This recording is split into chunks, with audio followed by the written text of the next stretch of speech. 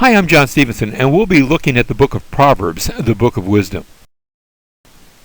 First of all, we got to talk about the title of the book. It's given in Proverbs chapter 1, verse 1, where we read the Proverbs of Solomon, the son of David, king of Israel. And that word Proverbs is actually taken from the root word mashal, which means to rule. So you could also describe it, I guess, as a book of rules. Rules for living, rules of common sense, rules of life. The passage goes on to say, verse 2, to know wisdom and instruction, to discern the sayings of understanding, to receive instruction in wise behavior, righteousness, justice, and equity, to give prudence to the naive, to the youth knowledge and discretion. A wise man will hear and increase in learning, and a man of understanding will acquire wise counsel. To understand a proverb and a figure, the words of the wise and their riddles.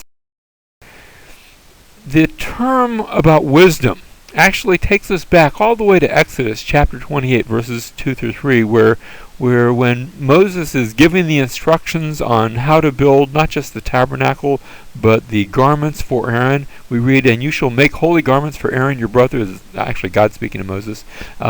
Holy garments for Aaron your brother, for glory and for beauty, and you shall speak to all the skillful persons whom I have endowed with and here's the term, the spirit of wisdom. Notice wisdom there wasn't just wise thinkings about how life works, but they had the spirit of wisdom so that they could do things like make Aaron's garments to consecrate him, that he may minister as a priest to me. So God had actually given them the ability, the skill of, in this case, putting the garments together, the skill, I guess, of being a tailor or, a cloth maker.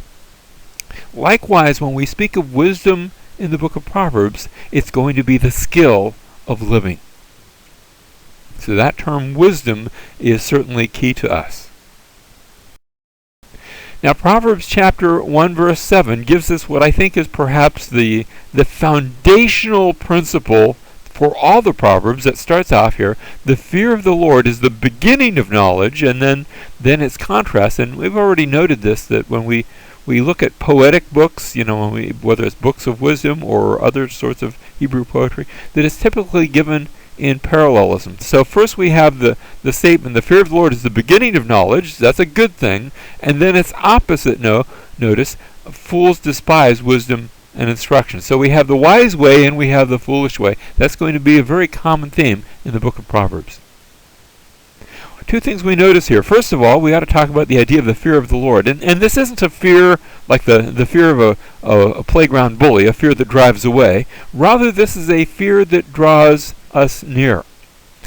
A fear that we could call brings wonder. Do you remember the story of Jesus when he's with his disciples on the Sea of Galilee and a storm comes up and they're afraid of the storm and they're not sure they really want to wake up Jesus because he's asleep in the back of the boat. But finally the storm is so much they wake him up because they're afraid, and sure enough he chews them out. But then he turns to the storm and he says to the storm, "Quiet!" And the storm gets quiet. And then we read, and then they were greatly afraid. Now they didn't, it wasn't like fear of a monster or fear that caused them to jump out of the boat and try to swim the land, but rather they were asking, what kind of a person is this? It was a fear that brought wonder, and that's what the fear of the Lord is. It's the beginning, that kind of fear is the beginning of knowledge. Now, contrast between Psalms and Proverbs. In the book of Psalms, we saw a book of worship. Here in the book of Proverbs, we see a book of wisdom. In the Psalms, it speaks to our spirit. The Proverbs speaks to our intellect. In the Psalms, we saw life in the prayer closet. In fact, we suggested maybe Psalms are something which we ought to pray through the Psalms. I think we can pray through the Proverbs, but it's going to be a little bit different because the Proverbs gives us life out on the street. It tells us how to live on a day-by-day basis. If Psalms tells us how to worship on Sunday morning, Proverbs tells us how to live on Monday through Friday and Saturday too. In the Psalms, it teaches us how to be holy before God. The Proverbs teach us how to practice our holiness before men. The Psalms teach us about how we ought to love the Lord with your heart, with your soul, with your mind. And then the Proverbs come along and tell us to love your neighbor as yourself. Now, we want to talk about the nature of wisdom literature. We've introduced this already in the book of Job, but we have a continuing aspect here as we come to the Proverbs, this idea of wisdom literature. We ought to note that there's a sense in which it stands apart from God's covenants. In other words, there's not going to be a lot of reference to the covenants that God has made and sacrifices and offerings. And once in a while we'll see that, but it's not really about that. It's not really a covenantal sort of thing. It's just telling us how life works. There's no mention made of Moses or Israel. There's no mention made of the temple or tabernacle, except maybe in passing. Then I think this book is inspired, but the nature of its inspired message isn't to say, "Thus saith the Lord," but rather it gives us lessons that we observe. We look at life and we see how life works, and that is the nature of its inspired message. It utilizes observation of nature instead of "Thus saith the Lord." We see this alluded to perhaps in Hebrews chapter 1 verse 1, which tells us that in many different ways, at many different times, God spoke to the fathers by the prophets. And of course, when we think about some of the ways that God spoke, he spoke to Moses through theophanies, and in which Moses would see some sort of manifestation. You can't really see God, but he would see some manifestation, whether it was a burning bush or the what we call the Shekinah glory or things like that. With the prophets, we had various sorts of spiritual communication where God would make himself known through the prophets. But here when we come to the sages, and that's the type where we speaking of wisdom literature, the sages, they make insightful observations. They look at life and they observe and they reflect, and then they tell us the truths that they have seen. For example, Proverbs chapter 24, verses 30 and 31, where the writer says, "I passed by the field of the sluggard," that's the lazy person. We don't usually use that word sluggard today, although I think it's a great word. "I passed by the field of the sluggard, and by the vineyard of the man lacking sense." Notice, again, parallelism. He's passing by the field, by the vineyard. The sluggard and the man lacking sense, that's the same, two different descriptions of the same person. Verse 31, "And behold, it was completely overgrown with thistles." I just looked, and its surface was covered with nettles, and its stone wall was broken down. "And when I saw, I reflected upon it." I thought about it. I looked, and I received instruction. And here's the instruction that he receives, verse 33. "A little sleep, a little slumber, a little folding of the hands to rest." It's almost given like a little chant. And here's the result, verse 34. "Then your poverty will come as a robber, and your want like an armed man." You don't need to go out and get mugged. When you're lazy, you sort of mug yourself. You don't need somebody to break in and steal. When you're lazy, you steal from yourself. And that's the point of the reflection of the proverb. Now, we do have an outline of the book of Proverbs. First of all, the first 9 chapters, and we looked at the first few verses in chapter 1. But after that we could almost call that the preamble. After that, we have in the rest of chapter 1 and all the way to the end of chapter 9 an appeal to wisdom. That is, be wise. It's going to begin. The whole first 9 chapters is why you ought to have wisdom, why you ought to be wise, as opposed to being something else. What's the opposite of wisdom? Whatever it is, don't go there. You don't want to go there. And at times, foolishness is going to be personified. But wisdom is personified and calling out to you and saying, here's why you want this. And then we turn to chapter 10, verse 1. And it starts off, these are the Proverbs of Solomon. And it begins a whole series of what are generally one-verse maxims, where it gives us one verse, usually with 2 lines, and although they are sometimes strung together, more often than not, they are sort of standalone. That is, sometimes there's a common theme from one proverb to the next, but each one can be taken and will give its own truth. And that takes us all the way to the end of chapter 24. Now, when we get to chapter 25, we're still in one-verse maxims, but this time we start off, these are the Proverbs that were collected by the men of Hezekiah. Now, Hezekiah lived a long time after Solomon, so that suggests to us that maybe Proverbs, as Psalms were, the Proverbs were collected at different points along the way. That this was not a book that all came into being with one author sitting down and writing the whole thing from beginning to end, but rather they were a collection. Some from Solomon, some later. They still could have been collecting some of the Proverbs of Solomon. We're not told who the author is in all those, but they were collected by the men of Hezekiah, beginning in chapter 25 through 29. And then in chapter 30, we have reference to somebody named Agar. This is the the sayings or the Proverbs of Agar in chapter 30, and these are a bit larger couplets. That is, they go for more than a verse or two. They actually span a little bit more. They're developed a bit more. And then we have the words of King Lemuel in chapter 31. We're not sure who that is either. Some have even wondered, gee, is that just another name for Solomon? I suppose it could be, but we can't say for sure. And especially at the end of that, we're going to see some proverbs that are a long series that are strung together, and they're about the good woman. And they're not only on the same theme, but those proverbs in particular are going to be an acrostic, because each line takes us through, it begins with the Hebrew letter Aleph, and then the next letter Hebrew letter Beth, and the next letter Gimel, and so on. What we would go through, we would say A, B, C, D, E. Then we go Aleph, Beth, Gimel, Daleth, Hebrew alphabet. But there's an acrostic there with each proverb beginning with a letter of the Hebrew alphabet, and it takes us through the whole Hebrew alphabet in those proverbs of the good woman. So that's a general outline of Proverbs. Now, some themes that we see in Proverbs. First of all, the way of wisdom, and we've already said this is really a book about wisdom.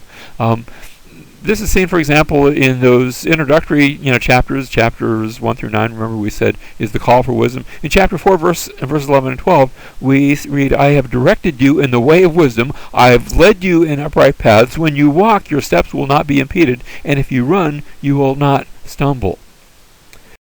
To say, verse 13, "Take hold of instruction, do not let go. Guard her, for she is your life. Do not enter the path of the wicked, and do not proceed in the way of evil men. Avoid it, do not pass it by. Turn away from it and pass on, for they cannot sleep unless they do evil." You ever know somebody that they've always got to be doing evil? They've always got to be trying to getting other people into trouble. And they are robbed of sleep unless they make someone stumble. There are those that are like that, and you want to avoid those kinds of people. "For they eat the bread of wickedness and drink the wine of violence. But the path of the righteous, by contrast, is like the light of dawn that shines brighter and brighter until the full day." There's some folks that can just light up a room by walking into it, both emotionally but also in a wise way. Their wisdom, just if you let it, sort of rubs off on you. Verse 19, "The way of the wicked is like darkness. They don't know over what they stumble." You don't want to be in darkness. You want to be in light. "My son, give attention to my words. Incline your ear to my sayings. Do not let them depart from your sight. Keep them in the midst of your heart. For they are life to those who find them, and health to all their whole body. Watch over your heart with all diligence, for from it flow the springs of life." What's on the inside is important. So be careful what you put there. We have this old computer saying, goes way back. I'm not sure how far I've been hearing it my whole life. Garbage in, garbage out. Watch what you put inside of you, because that's going to be important. That's going to eventually come out. And so you be careful about that. It not only gives us the way of wisdom, another big theme are principles of work. Again, let's look at some of those. "Ill-gotten gains do not profit, but righteousness delivers from death." Now, that's a sort of a proverb unto itself. But notice how several of these are strung together. So we start off, "Ill-gotten gains do not profit, righteousness delivers from death." Here's another one, again related to work. "The Lord will not allow the righteous to hunger, but he will thrust aside the cravings of the wicked." Verse 4, "Poor is he who works with a negligent hand, but the hand of the diligent makes rich." There's something about not quitting and continuing that very often pays off. Now, we want to say that there can be exceptions to that, but normally good work gives good results. Yes, there are exceptions to that, but these are principles of work. "He who gathers in summer is a son who acts wisely, but he who sleeps in harvest is a son who acts shamefully." When there's work to be done, go out and do it, and that's a good thing. There's something wise there. "Like vinegar to the teeth and smoke to the eyes, so is the lazy one who sends them." You ever have a subordinate working for you, and they grate your teeth. They're blowing smoke in your eyes, as it were. It just makes your eyes want to water. and you really wish you didn't have to have that one working for you. And obviously, when you're reading that, you not only want read this through the eyes of an employer, you also don't want to be the employee that's like that either. So you can come at this proverb a few different ways, from a few different directions. Do you see a man skilled in his work? He will stand before kings. He will not stand before obscure men. There's something about skilled work. Well, the word gets out after a while, and you want that kind of person working for you. There have been certain types of especially automotive work and things that I can't do at all, but things where when I find somebody that can do it, not only do I continue going back to that person to whenever I need that kind of work done, I'm going to tell my friends and coworkers and others about it, so that they will go and get their work done by that person too. There's something about skill that tends to make a name for itself. Here's two principles related to these principles of work. Skilled work will lead to success. And also, notice, diligent work will lead to success. They're not quite the same thing. Skilled work is working smart, and diligent work is not giving up and getting it done. And both those are good qualities to have in your work. Proverbs chapter 15, verse 19, the way of the sluggard is as a hedge of thorns, but the path of the upright is a highway. Would you rather have to walk through a bunch of thorns in your way, or would you rather have a nice, easy, clear-cut highway in life? You get to decide by the kind of work you do. Go to the ant, O sluggard, Proverbs chapter 6, verses 6 through 8. Go to the ant, O sluggard. Notice the observance idea here. Observe her ways and be wise, which having no chief officer or ruler prepares her food in the summer and gathers her provision in the harvest. You ever watch ants? They just seem to be always in motion. So it makes a good illustration for working all the time. You don't have, the ant doesn't have another ant just watching over its shoulder saying, turn right, turn left, don't forget to pick this up. No, they seem to be very industrious in the way they do. And that's the point of the proverb. Principles of business and finance. Now this is related to work too, but here's one, Proverbs chapter 3, verses 27 through 28. Do not withhold good from those to whom it is due, when it is in your power to do it. There's a chain on that. Verse 28 repeats that idea, illustrates that idea. Do not say to your neighbor, go and come back, and tomorrow I will give it, when you have it with you. In other words, pay your debts now. If you owe something, pay it now. Don't put it off. Don't string people along. Be known as one who pays his debts, who fulfills his obligations. He who trusts in his riches will fall. Now, we've been talking about work and business and finance, and you would think, well, that means you want money, you want a lot of it. But notice, he who trusts in his riches, this is Proverbs 11:28, he who trusts in his riches will fall, but the righteous will flourish like the green leaf. So it's not just about getting money. In fact, that can lead to failure. But it's about doing the right thing. And that will lead to success, a really successful life. Principles of spiritual speech. Here's one, Proverbs chapter 26, verse 20. For lack of wood, the fire goes out, but where there is no whisperer, contention quiets down. Notice how those two are related. One of the ways, and I was a firefighter for a long time, so I know all about fire. And one of the ways you put out a fire is taking away its fuel. So they didn't have, things like petroleum and the sorts of, plastic fuels that we have, but one of the common fuels was wood. And you take away the wood and the fire goes out. You take away the thing that's burning and the fire goes out. And likewise, you take away gossip, you take away the whisperer, the one who's sort of, can I say it, adding fuel to the fire, and contention has a way to die out just like that dying fire. Drive out the scoffer. This is Proverbs 22, verses 10 through 14. A whole string of Proverbs dealing with things we say. Notice this. Drive out the scoffer, and contention will go out. Even strife and dishonor will cease. That's a proverb unto its own. You get rid of the one who's always making fun, who is mocking others, and contention has a way of going away. Verse 11, he who loves purity of heart and here's speech. Remember, this is Proverbs dealing with what you say. He who loves purity of heart and whose speech is gracious, the king is his friend. Again, there's something, watch what you say. Verse 12, the eyes of the Lord preserve knowledge, but he overthrows the words of the treacherous man. So it's, again, things that you say that are in view here. Verse 13, the sluggard says, so notice again things you say, the sluggard says, there's a lion outside, I shall be slain in the streets. Now when he says that, the idea is that he's making an excuse. There's not really a lion outside, although there were lions in the ancient world, but they usually weren't waiting outside in the city street or right outside your house. So he's using an excuse. The sluggard says, there's a lion outside, I'll be slain in the streets. And the idea is, so therefore I'm not going to work. I'm not going to get out of bed, I'll just stay here. Verse 14, the mouth of an adulteress is a deep pit. Don't listen to what she says, because look at the way she lives. The mouth of an adulteress is a deep pit. He who is cursed of the Lord will fall into it. And that's not a good thing. That won't have a good outcome either. A wise son accepts his father's discipline, but a scoffer does not listen to rebuke. Things that are said. We need to listen to discipline. We need to listen to rebukes. Because when we do, there's wisdom there. We can learn from them. It's not easy to do, but important to listen to such things. Verse 2, and we're in Proverbs 13, verses 1 through 3. Verse 2, from the fruit of a man's mouth,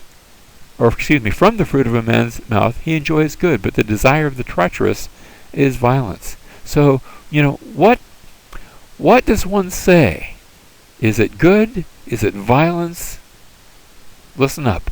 Verse 3, the one who guards his mouth preserves his life. Sometimes there's great benefit in watching your words and then saying nothing. But the one who opens wide his lips comes to ruin.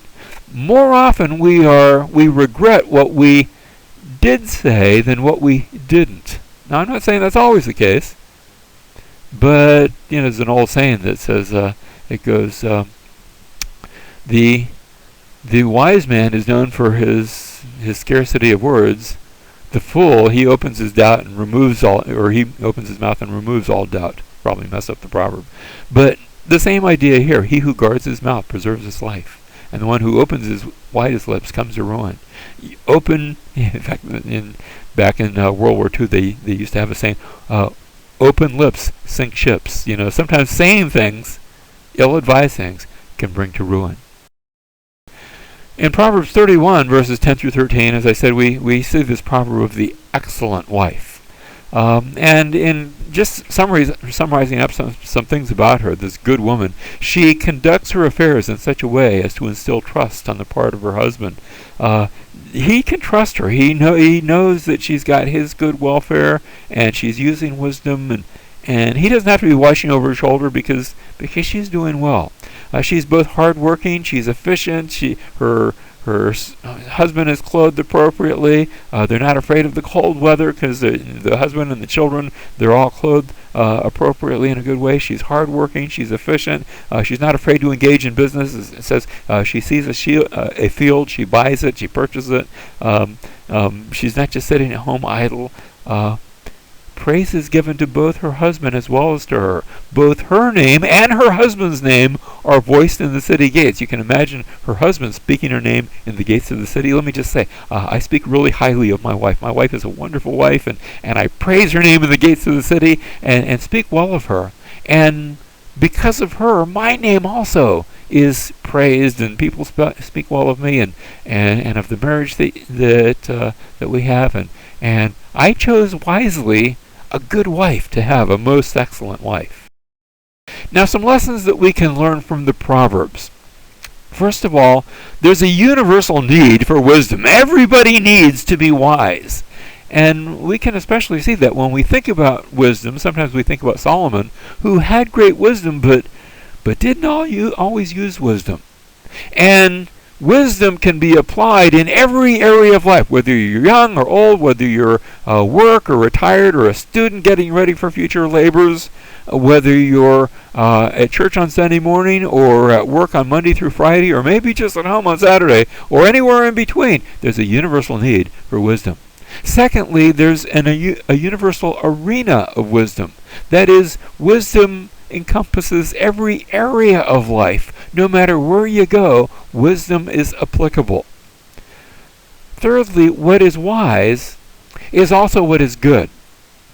You see, sometimes we differentiate between wisdom versus goodness and righteousness, as if they are two different things. In fact, there was a book written way back in the Renaissance area called The Prince by Machiavelli. And this was considered to be a wise book, but nobody thought it was a good book, because he talked about how the one who is in charge ought to lie and steal and cheat and do whatever he can to just get ahead. Sounds a little bit like modern day America. And that's not what we see in the Proverbs. The Proverbs tell us that it is wise to do what's right, because in the long term, that is better. Another lesson we see from the Proverbs is that, well, it's been asked whether the Proverbs contain principles or promises. And so I call this lesson principles rather than promises, but let me just put an artificial question mark at the end of that. Are they principles? Are they promises? As we noted, sometimes there are exceptions to them. And so for this reason, I used to say that the Proverbs give us principles rather than promises. But I'm not sure that's quite accurate. Let me change that a bit, because I think there are promises here. You say, wait a minute. For example, there's a promise to train up a child in the way he should go, and when he's old, he won't depart from it. And you say, wait a minute, I can think of exceptions of people who trained up children the way they should go, and they got old, and they went over the hill, and they went and did some really bad things. And I would say that's still a promise, but what we have to do is take all the Proverbs, in fact all the scriptures, and weigh them. No one proverb gives all the story. No one proverb tells the whole truth. The Proverbs are true, but we have to weigh them and sometimes hold them in tension. So I think there are promises as well as principles there, but we have to take all the Proverbs together. And the Proverbs are going to teach us that, yes, there are these general principles and even general promises, but sometimes there are exceptions to the rule too. And so we'll see that, especially when we come to some more of the wisdom literature. We already saw that with Job. We're going to see it next with Ecclesiastes. Proverbs give us a real view of the real world. They tell us how things really are, and sometimes they just talk about the nitty-gritty of life, whether it's good, bad, or indifferent. This is just the way it is. The Proverbs do that. It also, and I'm borrowing a phrase from one of my old professors, Steve Brown, who described it this way: Christians are called to be street smart. I like the way he said it, so I'm going to share it with you too. We ought to be, as Jesus said, wise as serpents, harmless as doves. Yes, but don't forget the wisdom part. We ought to be smart. We ought not to be silly about life. Finally, and maybe we'll come back to this when we look at some of the other wisdom literature, Proverbs, I'm going to suggest, have a basic approach to life. Largely, this is what we see in the Proverbs, and yet, I've just noted that there are exceptions to the rule. And the Proverbs give us some of those exceptions, but also for those exceptions, we go to other parts of the poetic books. We go, for example, to the book of Job, where we see the righteous suffer. Even though sometimes we do what's right, there's other things that take place that bring suffering. And that doesn't negate the truth of the Proverbs that give us this basic approach to life. But there are those instances, I'm going to call them the exceptions, where the righteous suffer. Another exception is seen in Ecclesiastes, where we see described there's a sense in which there's a lack of meaning to life. Now we're going to come to the end of the book of Ecclesiastes, and that's not the big idea at the end. There's a bigger idea, but there's a sense in which we can look at life, and you're born in one hospital and die in another, and try not to mess up too much in between, and there's certain things that just seem a bit empty, at least from the under the sun perspective down here. And that's not negating the truth of the Proverbs. In fact, Ecclesiastes is going to give us some wisdom, some good wisdom about life and how it works, even though sometimes you look at it and you say, I can't figure it out, but there's still some good things we can learn there. A third exceptional book, and I'm not sure if I should include this, but I'm going to anyway, so don't beat me up too bad, but I'm going to talk about Song of Songs, the Song of Solomon. And maybe we see in there a bit of the irrationality of love, in that Proverbs talk about man and woman relationships, but then we get to the Song of Solomon and we just fell head over heels in love, And that's okay. There's something special about that. So we're going to have a delightful time in looking at that book as well.